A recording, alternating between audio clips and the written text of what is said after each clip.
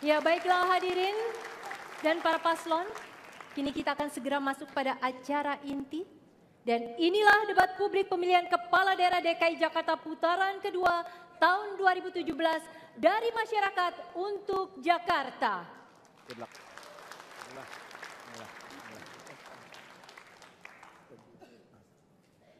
Para paslon harap bersiap.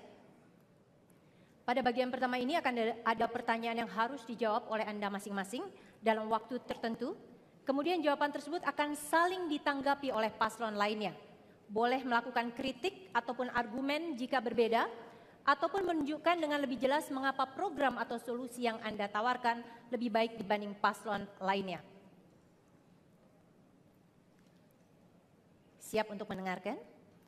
Sesuai ketentuan, anggaran pendapatan dan belanja daerah APBD yang disusun pemerintah daerah harus mendapat persetujuan dari DPRD. Berkaca dari kasus yang pernah ada, alotnya pembahasan disebabkan oleh sikap oknum DPRD yang meminta semacam kompensasi sebagai syarat menggolkan proyek-proyek yang diusulkan. Pertanyaannya adalah, dalam waktu 2 menit, jelaskan bagaimana Anda akan menyikapi hal tersebut, tetapi seminimal mungkin membuat RAPBD serta program pelayanan publik yang Anda usulkan terhambat oleh sikap penolakan dari sejumlah fraksi di DPRD. Paslon 2 terlebih dahulu. Paslon 2 terlebih dahulu, waktunya adalah 2 menit. Silakan. Terima kasih. Bagi kami sebetulnya tidak terlalu susah. Karena kami mengalami sendiri kejadian tahun 2015. Nah, yang paling penting adalah bagaimana kita membuat transparansi. Dari usulan masyarakat sudah menggunakan e-Musrenbang. Jadi semua data bisa dilihat di Smart City. Ini siapa yang usul, untuk apa, sehingga waktu naik ke kecamatan tidak bisa hilang. Nah, persoalan ke DPRD, kita jangan suuson kepada semua anggota dewan. Karena banyak anggota dewan juga yang baik sebetulnya. Hanya oknum tertentu saja yang ada kepentingan. Tapi setelah kita jelaskan situasi sekarang, tidak mungkin kita belanja sesuatu barang yang tidak berguna untuk masyarakat. Kita bisa ingat dulu APBD DKI menghabiskan banyak uang, tapi masyarakat nggak pernah merasakan. Kita masih ingat dulu kalau orang sakit bisa di rumah nggak berani berobat, karena hanya diganti 10%, 20%, 50%. Nah, dengan penghematan uang seperti ini, uang buat anak-anak sekolah pun sudah kita tingkatkan. Satu anak bisa dapat 600.000, 7,2 jutaan satu tahun. Tentu ini semua karena penghematan-penghematan yang berhasil kami lakukan. Nah, saya kira hal-hal itulah, ini waktunya nggak jalan. Nggak apa-apa. Kita lanjut, Pak. Ya udah. Jadi prinsip kami, dan ada satu pasal juga yang pelajaran yang kita lakukan di tahun 2015. Apa itu? Ketika tidak ada kesepakatan dengan Dewan, maka ada undang-undang mengatur kepala daerah boleh mengeluarkan peraturan kepala daerah atau pergub. 15 second lagi, Pak. Itu yang kami lakukan. Sehingga melalui peristiwa itu dengan Dewan, akhirnya kita ada kesepakatan 2016 sama-sama sepakat membuat Perda APBD. Nah, itulah yang dinamika yang kami alami. Terima kasih. Ya, baik. Masih ada waktu. Cukup Pak Jarod, karena ini memang ada masalah teknis. Kurang lebih tadi sudah mencapai titik akhir. Saya persilakan paslon 3 menanggapi, waktunya adalah 1 menit 30 detik.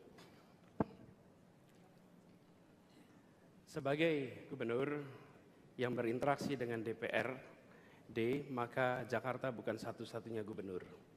Ada puluhan gubernur, ada ratusan wali kota, ratusan bupati. Dan apa yang terjadi, prinsip utama dalam menyusun APBD, nomor 1, lihat RPJMD, nomor 1. Yang kedua, aspirasi warga yang terkait dengan periode itu. Yang ketiga, di dalam proses penyusunannya, transparansi, komunikasi, saling menghormati, dan di dalam kita menegosiasikan konten dari RAPBD, kita harus bisa menunjukkan di mana letak kepentingan warga dan komunikasikan dengan warga dengan sebaik-baiknya. Yang sering terjadi, sebenarnya bukan semata-mata perdebatan soal kepentingan 1-2 orang. Itu ada di mana-mana. Di mana-mana. Di DPRD manapun, di DPR manapun, di parlemen manapun, di seluruh dunia. Yang menjadi masalah adalah bagaimana pemimpin bisa merangkul. Kami justru nanti akan mendekati DPRD dengan rasa hormat. Bicarakan dengan baik-baik, tidak mengorbankan prinsip. Dan penjaga terbaik adalah transparansi. Laporkan pada publik, sampaikan pada publik tanpa merendahkan pada siapapun. Insya Allah akan mendapat solusi dari kemacetan-kemacetan. Waktunya habis, Pak Anies. Paslon 2 kami persilahkan kembali menanggapi dalam waktu 1,5 menit.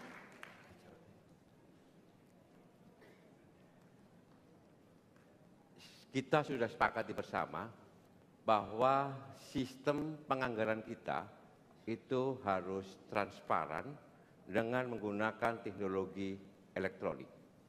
Untuk apa? Untuk menjamin dan membangun pemerintahan yang bersih dan bebas dari korupsi. APBD itu adalah uangnya rakyat.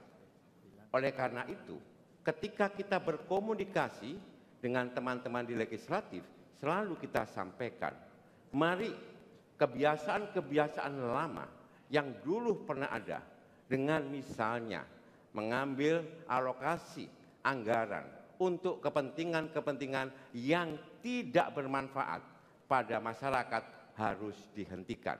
Kita harus mempertanggungjawabkan APBD ini kepada rakyat. Dan kemudian mengelola APBD ini sebesar-besarnya untuk membantu rakyat, terutama warga miskin. Dengan menyelamatkan APBD ini, kami bisa membantu lebih dari 700 anak-anak dapat KJP.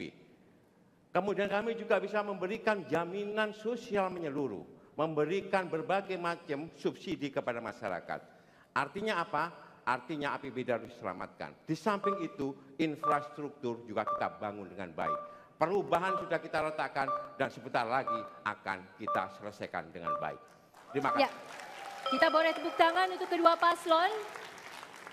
Baiklah penonton, hadirin sekalian, suasana masih belum panas di segmen awal ini, tetapi segmen berikutnya akan ada wakil dari komunitas yang bertanya mengenai masalah real mereka. Siapa yang paling mampu menjawab di antara kedua paslon ini? Simak dalam segmen berikutnya sesudah jeda komersial berikut ini.